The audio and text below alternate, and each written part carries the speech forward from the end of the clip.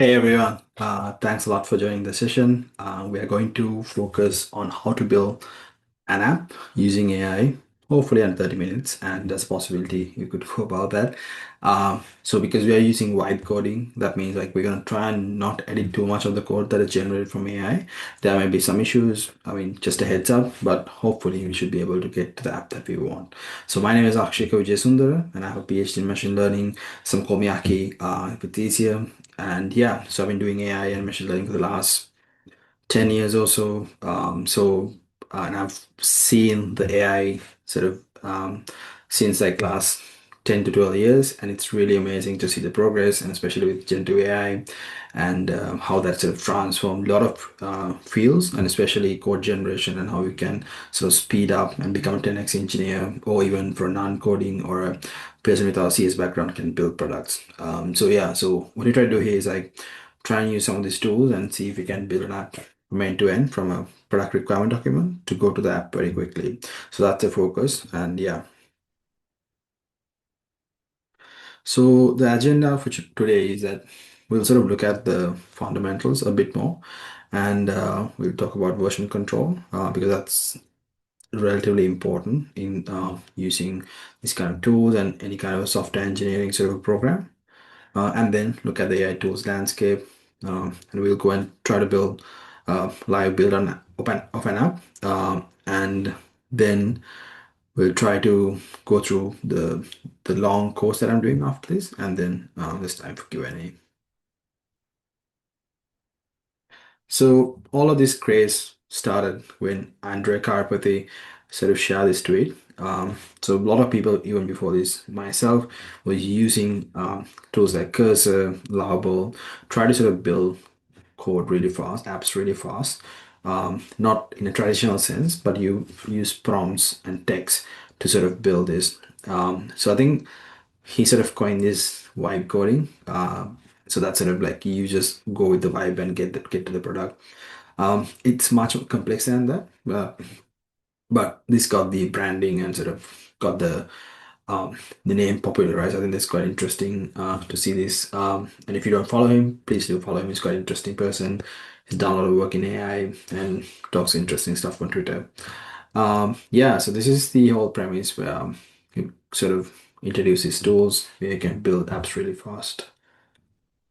Yeah, so this is, if you're from a CS background, this is going to be nothing. But if you're not, this is something you need to learn where you understand how like a general web app works. So what it means is like you'll have a front end, in the middle you have a service layer which has business logic and a database service, and also in the middle you'll have the API gateway that controls the communication between these two services, and the authentication, which may or may not be in your server. It could be a separate service, most likely, where you sort of handle authentication, and that's the only way you can get API calls to the backend, which are authenticated.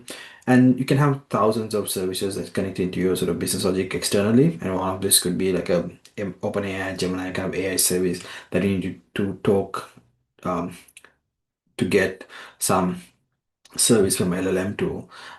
Yeah, this is like how like a fundamental web app would be doing, and different tools that you have may build specific parts of the program. Some just focus on the front end, some focus on just the front end and back end, might not have database service, but some might do everything end to end. So you have to sort of understand this fundamental to make sure to properly sort of select and get a select a really good tool for your use case. So yeah, so that's the I would say the initial fundamentals. And yeah, so then you would have version control. This is quite old knowledge, but if you're new to computer science, this is something you have to learn, which means so you'll be working with multiple people on a project, and you'll have that code base in some sort of a repository, mostly common, on this GitHub, and there are Bitbucket and the other versions, GitLab. But you select whatever you like. I would recommend GitHub. It's much more mature, and so so you'll have the main code base, and you have the main branch, which you'd have the main code that's will be used to deploy, and then you will get like a feature branch where you need to add a feature. You work on its own, and when you finish that, you try and merge that to the main branch. So in that way, you'll have um, singular sort of history across, and you can deploy that to production. So that's how it works, the version controlling, and you'll have snapshot of your code as you go, so you can revert back if needed to earlier version. This is quite important with wipe coding because you may sort of disrupt your existing files. So if you have snapshotted and you have sort of stored the previous version, you can easily sort of revert back to that. So that's why version control is quite critical, and not just like this software engineering fundamental point of view, but also like from vibe coding point of view, you have to learn this. And then on the right hand side, I'm just explaining like a possible workflow. We might not like go into a lot of details, but this is something I normally use if I'm using like a generative AI tool. I'll pick on the left hand side like a tool that can easily build an app, like mostly the front end and a bit of back end as well. So if we take a tool like Lovable on the left hand side, it gets you from prompt to product, an app really fast, and you can give like all the instruction about the UI and how the schema should look like. So based on that, you can generate the code and also make get the app to be in production. And you can connect that with GitHub, which is the version controlling system I mentioned. And then you can do another sync, manual sync with Cursor, which is an IDE, which is like a tool that developers use to sort of code further. And you'll have more like control over your code base when you use Cursor. And then you can sort of commit your code to GitHub, and then you'll have more control over your app on Lovable side as well. So this is like a general workflow that you can work with. But today I'll try to focus a lot on Lovable and maybe not um, go to Cursor. That can be a bit confusing if you're not from a computer science background. But yeah, do check them out. It's quite interesting. So, Airtools landscape, so many stuff are coming out every week. You get Lovable, Cursor, Windsurf. I mean, there's so many tools, and it sometimes can be quite overwhelming. So it's good to sort of have some sort of a framework to look at this. And I try to sort of like look at existing literature, blog posts, and like try to come up with this sort of table. So in this way, we can sort of discuss and sort of look at this from a structured way, even though this is not 100% correct, but it still sort of would give you some um, way to handle this complexity. So you'll have four different groups. You'll have text to code, and text to app, and text to website, and general AI design. So if you take text to code, like Cursor, Copilot, Codex, you generate code mostly, and you might not focus on building like end-to-end product directly. So it's really good for engineers who wants to sort of 10x their workflow and have more control over their code base. So they'll use this. So they're not necessarily no code friendly and wouldn't have one click deploy most of the time. And I think backend can be generated in most of them, but you won't be able to deploy it directly. And yeah, it's editable code, hands off, um, editable code. You get that. If you look at text to app, which is the most popular with wipe coding, like Lovable, Bolt, Devin, Replit. So they give like no code friendly, and there's a backend most of the time, and you get one click deploy, and you get editable code as well. So I think it's a sweet spot between those two. And if you get text to website, Framer, Relium, these kind of things are mostly used by non-coders in the past as well, but you can directly sort of launch sort of a site or something like that. And also you got AI design tools like Figma, Tempo, things like that. So, but generally you wouldn't have the ability to deploy the code if you use that, but still you can import that to something like Lovable and sort of get the code done, but on its own. They're not very strong for building apps, but it's more focused towards designers, I would say. But I think for our session today, we'll look at text to app player mostly. That means Lovable. And do check them out. And if you find something interesting, let me know as well. I would love to know because so many tools are coming out. I'm also like interested in knowing new tools that you might be using, sort of add to my set of tool set. Yeah. So yeah, so let's try and build something. I think that's the most interesting thing, right? So the plan is to um, build like a very quick app using Lovable and Superbase and Cursor. We might not go there today, but to show how the sync can happen as well with GitHub. Okay. Um, so I've created this sort of like PRD, which is using ChatGPT, sort of created this other requirement for app. So what it says is like lightning fast web tool for product managers that turns raw features requests into ranked data backed opportunities in seconds. So the idea is to like use sort of AI as well, like not just to build the product, also like AI itself within the app that you're building, and to help like PMs evaluate feature requests and see actually how complex that they can be. So you'll have sort of a prompt inside that you can sort of evaluate based on rice or ice attributes. That's a way of sort of evaluating like the impact of a feature and to categorize them and to prioritize them to help sort of a PM. So this is like the PRD, and it has like quite a lot of information. So functional requirements, etc. So this is like something that like you would get if you want to like pass this on to sort of a developer group. So what you're going to do is like just select all, copy, and then we go to Lovable. So this is Lovable. So this is a text to app tool that helps you build applications from prompt. So I'm not going to add any prompt. Generally, like you need to add like complex prompts, but I'm going to try and see if we can actually build something just with adding this. So I copy pasted this, even it has this date and everything. I mean, it's fine. AI is smart enough to figure that out and just submit it. So now it's sort of reasoning and sort of going through this request and it's thinking and it will sort of come up with a plan and ask us if that is fine. So we'll wait a bit to see how that's going. So yeah, I think comes and tells us there's an exciting product requirement document. I think it tells to everyone, so not just us. So and then yeah.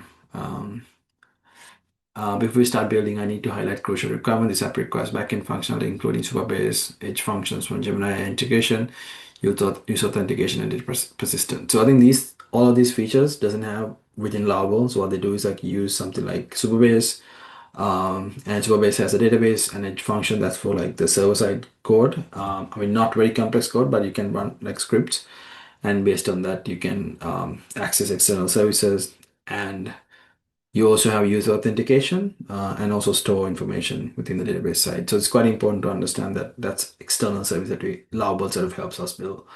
So there are features that here that sort of extracted from that smart input parser, rice, ice scoring engine, results table, framework toggle, export functions, placeholder AI, yeah, design system, colors, typography. So it sort of like comes and reasons with this. And I think we first need to connect with Superbase. Um, that would help us. I'll select this. So I have existing table. Generally, it might override my existing tables, but it's a demo table, so it should be fine. I'll let that run through. Cool. So it's connected.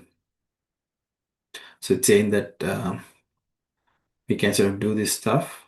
And yeah, please go ahead and build an app. So this is going to take a bit of time. So we'll have to wait a bit. So yeah, it's a bit of a waiting game. So we can also check what's happening. So it's reading the existing code like files and see what needs to be editing. So it's editing this. So it sort of explains what sort of files you get edited.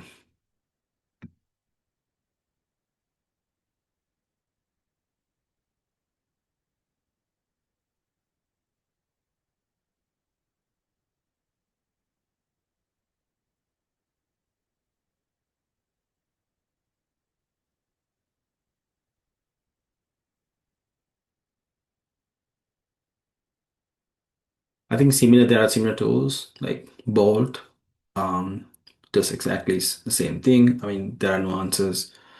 Replit is an interesting one. Replit has its own sort of backend service on its own, so it can spin up. So Replit did a really interesting pivot as well. Do check them out. But Replit is quite good because it sort of provides backend on its own rather than, for example, Lovable, it expects you to connect with Superbase, but Superbase is super cool app, so I don't mind that. So in that regard, Replit is like standalone type of a vibe coding tool. And if you're an engineer, I would highly recommend switching to using Cursor because Cursor seems to be having a lot of features. So as you can see, it ran into an error. So this happens a lot. So what you're going to try and see before we sort of ask it to do anything, let's say try to fix. So it will try and see if it can fix this. We can switch to chat mode as well. If we get find the error, but let's see if it can reason and try to fix it. If this doesn't work, I've got another app to show. Let's see, what's the issue? The error cannot read properties of null reading use state. The current tooltip provider. Hmm. Okay, just let me fix this. It's trying to fix this. It hasn't fixed it still. We'll ask, try again. This is the whole vibe coding nature. You try and like ask it to fix. It's a bit more chaotic than this, like yeah. But let's see.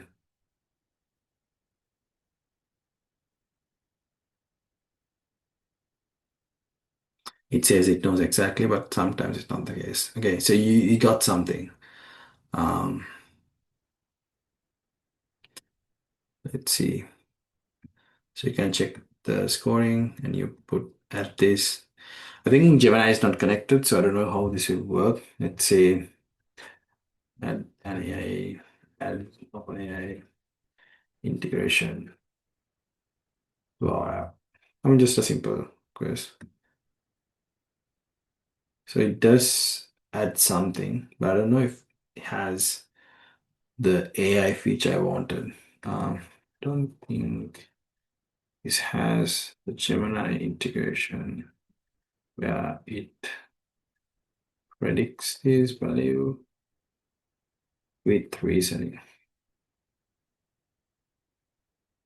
So let's see. So we can edit this obviously, but it sort of starts with like this static value and then you change this.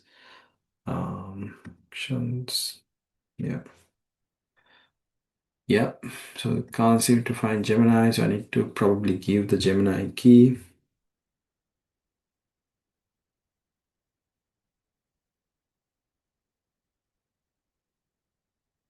It says creating the edge function on Superbase secrets.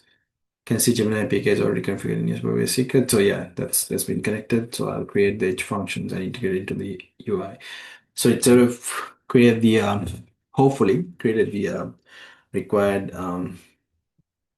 edge function and sort of connected that um, from code side so that it can sort of make the Gemini call. So that's how it sort of happens.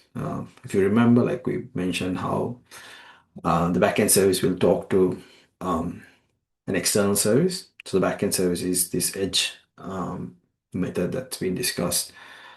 If you until this runs, let's go to Superbase. So Superbase is quite interesting. So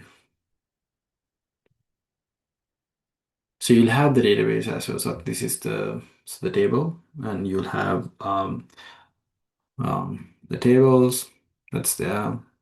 If you have any data, it should be there, and the databases, and like the schema is there. And if you have authentication, there'll be information there, etc. And edge functions. So these are the ones that sort of helps us extract, like write different functionality in the backend. And for example, this is one example where I think the latest one where it's supposed to extract opportunities, I think. Interesting. From Gemini. But let's see what's happening on this side. So yeah, it says it's been created. Let's see. Let's do a refresh to be on the safe side. Add light LLM integration.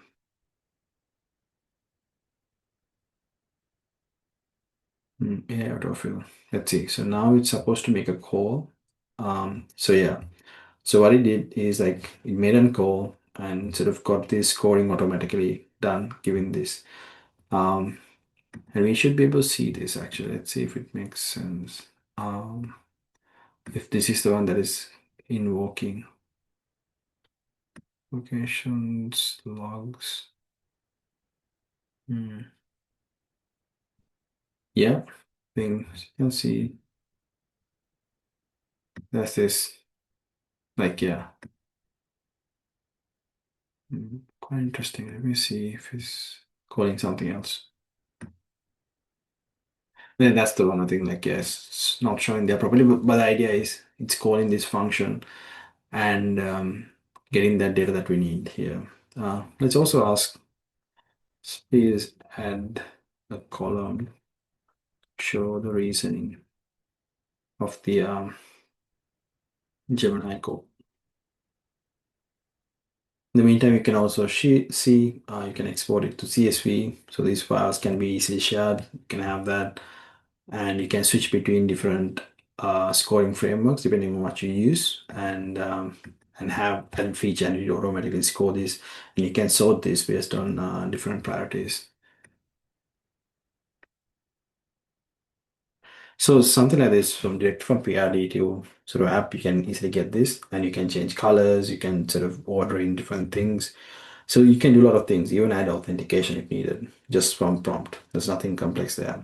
So you can use this to go and like figure out can go to your meetings and show, okay, we have a demo of an idea that you had yesterday, and then sort of ask for feedback. If you need more resources to get engineers on the product, you can show how the value add is going to be.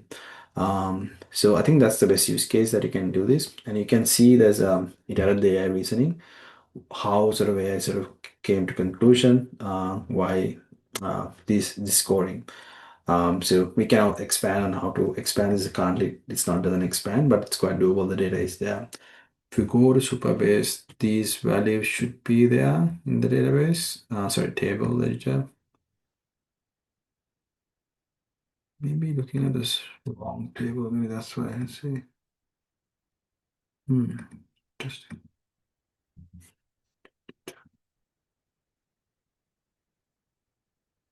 Maybe it's not saving to the database.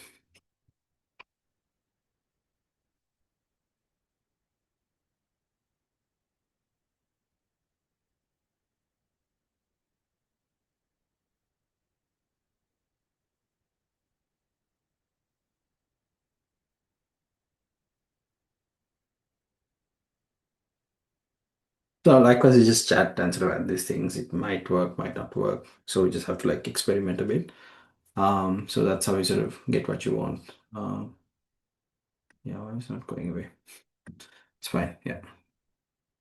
Um, yeah. But don't get sort of fooled by this. This is like a very common thing. Yeah, so it's gonna try and implement authentication as well. It's quite interesting. Let's see if it can do that. Um,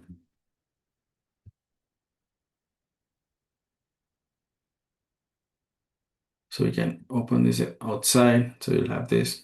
You can also load sample data if you don't have data filled in to actually see how this gets sorted.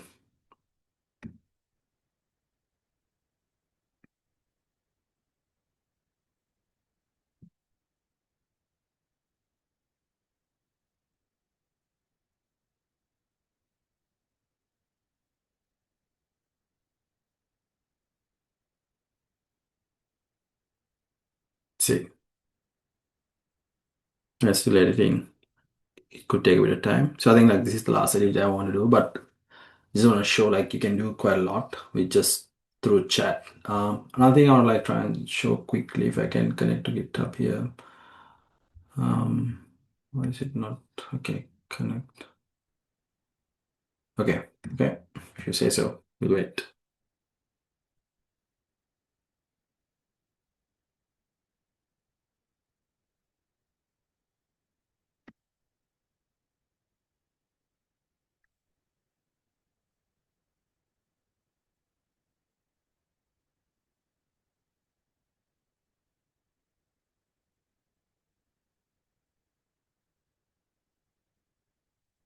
I think the trick to sort of using these tools is that you try to like sort of layer in your sort of um, your features rather than just in one go. Even though I gave a PRD right now just to show, I would like start with like like a basic scaffolding and then sort of layering. So I think we can sign up now. One of the things I want to try and change, the code is super base. Let's see if it's authentication has been created. Sure. Advanced. Just need to change something here. Emails, not emails. Hmm.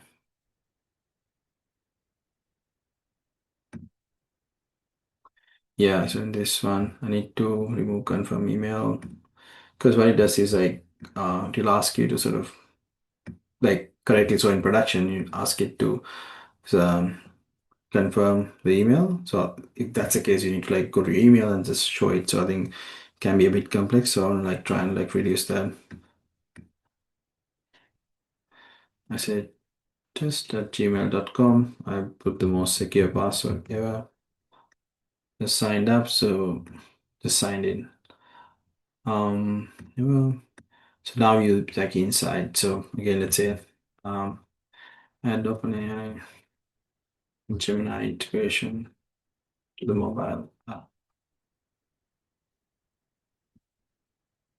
Okay, let us save opportunities. Um,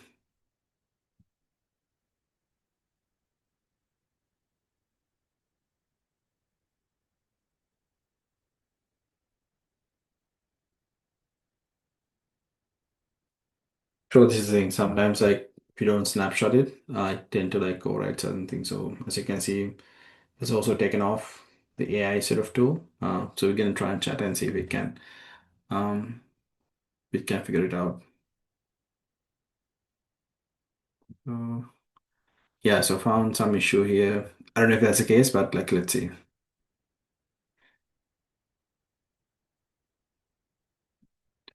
I also don't see the AI reasoning, AI answer generation button. So, because I think we had something here before. So we'll ask it to check that as well.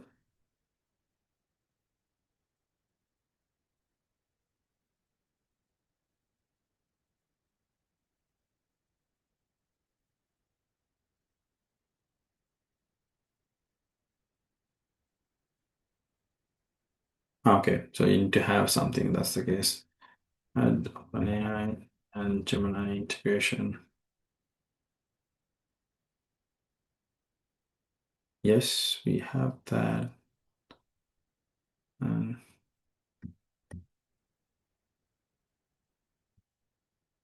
so it's analyzing this. Yeah, so it's ran through like a classification. It's in the code to OpenAI and sort of got these sort of reordered. So yeah, you can do quite a lot like this. And yeah, I'm happy to answer any questions that you may have. Reach out to me on LinkedIn after this session. Yeah, so I want to like sort of stop this right now and go back to the bigger course that we are offering, just to show what that course entails and what you can learn in there very quickly. So I'm running this bigger course, let's say. So the idea is to like teach from beginning to end, like how to build apps really fast with these tools. So we'll go through almost all the tools that are quite useful, that around 10 minimum. And then like I'll also sort of do an intro to other ones as well.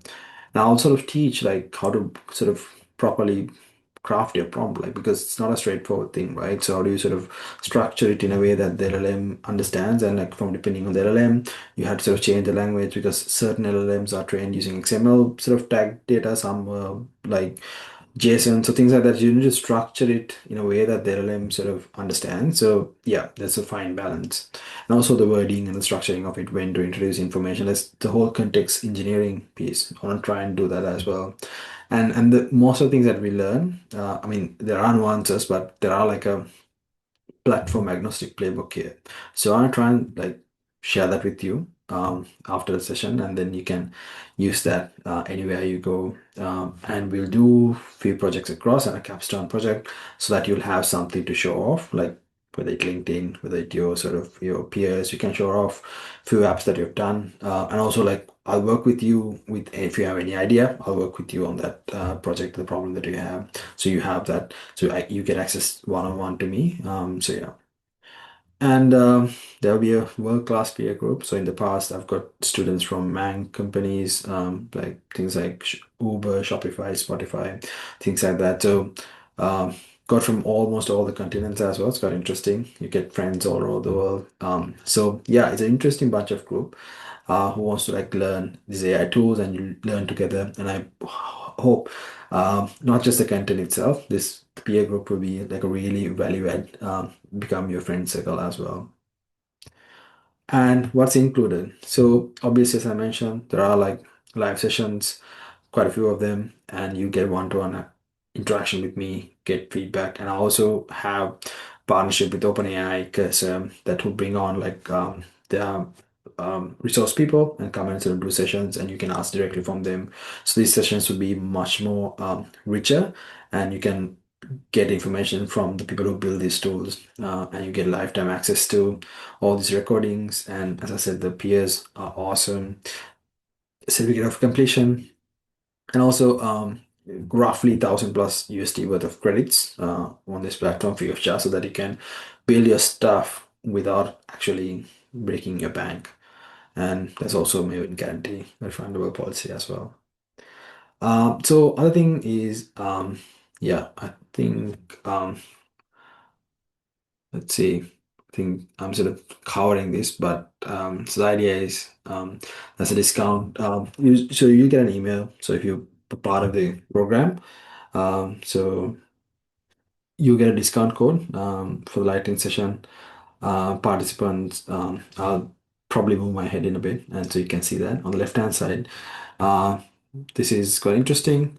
So this is a letter that you can use if you want to get reimbursements from your workplace. You can sort of go and either this or version of this to show to your line manager and get reimbursement. So there's budget for within your sort of corporation for training, and you can use it to like sort of offset that, and you don't have to spend money from your pocket. And this is priced at a relatively cheaper price for these kind of courses. So definitely it's easy to get yourself refunded. Yeah, I think other thing I want to mention here is like, yeah, if you have like a group of people who wants to do this together, I'll give like bulk purchase discount. You can check that out. And yeah, so now let's go back to this. So I'll move my head.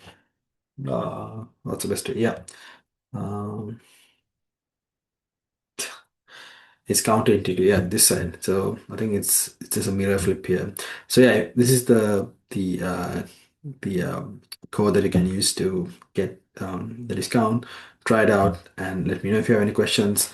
You can reach out to me via LinkedIn mostly, and I'll answer any of the questions that you have. Like we can get on a quick one-on-one call and make sure that this will be a great fit for you. I mean, if it's not, I'll tell straight up.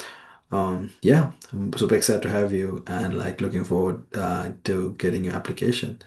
Yeah, so I'm gonna stop the recording now, and yeah.